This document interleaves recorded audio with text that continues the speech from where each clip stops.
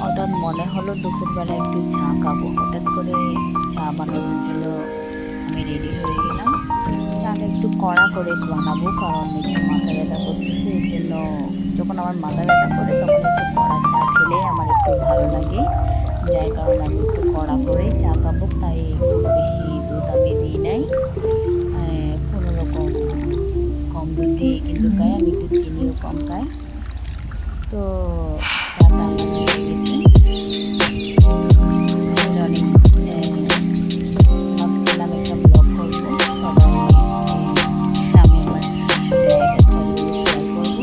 তাই ক্যামেরাটা ওপেন করলাম। আর এদিকে আমার দুপুরে রান্নাও হচ্ছে, অল্প মুরগির সাথে আলু দিয়ে। আমার বাচ্চারা কিন্তু আবার আলু ছাড়া মুরগি মাংস খেতে চায় না, ওদের জন্য আমার আলুটা দিতেই হয়।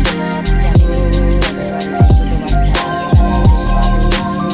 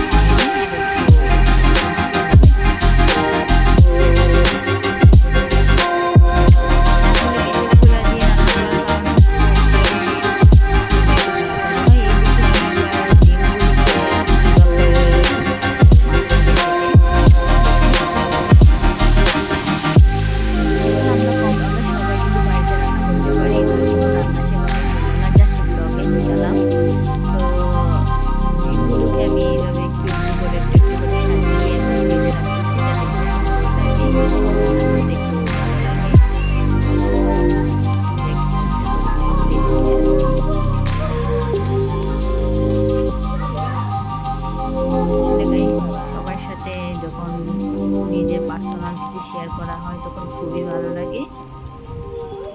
তো আমার ব্লগ যাদের ভালো লাগে তারা অবশ্যই আমাকে আমার ব্লগগুলো দেখবেন। আর যারা আমাকে সাবস্ক্রাইব করেছেন তাদেরকে অসংখ্য ধন্যবাদ। আর যারা এখনও সাবস্ক্রাইব করেননি অবশ্যই তারা আমাকে সাবস্ক্রাইব করে পাশে থাকবেন, যাতে আপনাদের সাপোর্ট পেয়ে আমার পরবর্তী ব্লগ করতে একটু উৎসাহ জাগে। এবার আমি যা করব, এই যে ডিমগুলো আসলে অনেক সুন্দর লাগতেছে, তাই খুব সুন্দর করে একটু ভিডিও করার জন্য ট্রাই করতেছি। যে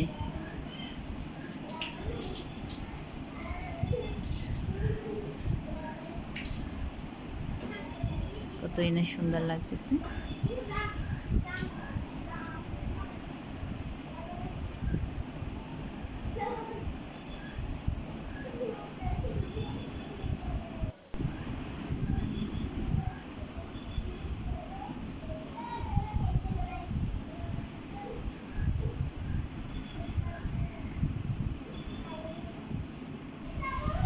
তো ফাইনালি এদিকে আমার আবার শাক রান্নার জন্য কিন্তু রসুনটাও ভাজা হয়ে গেছে, অনেক সুন্দরভাবে রসুনগুলো ভাজা হয়ে গেছে। এবার দিয়ে দিলাম শাকের মধ্যে।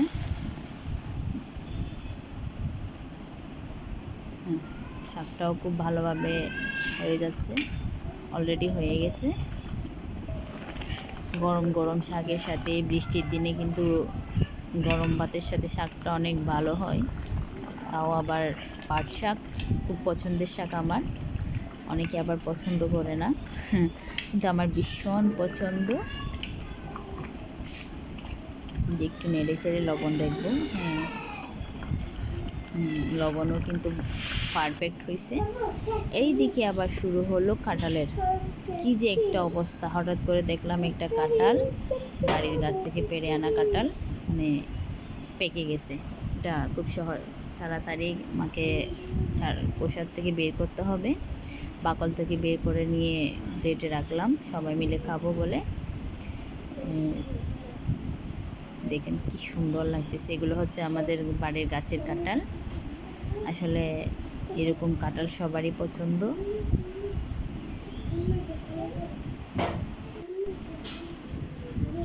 যে এদিকে আমার আবার ডিমের রান্নাটাও হয়ে গেছে। তো ডিমের রান্না করার সময় কিন্তু আমি এত ভালো করে ভিডিওটা করতে পারি না, কারণ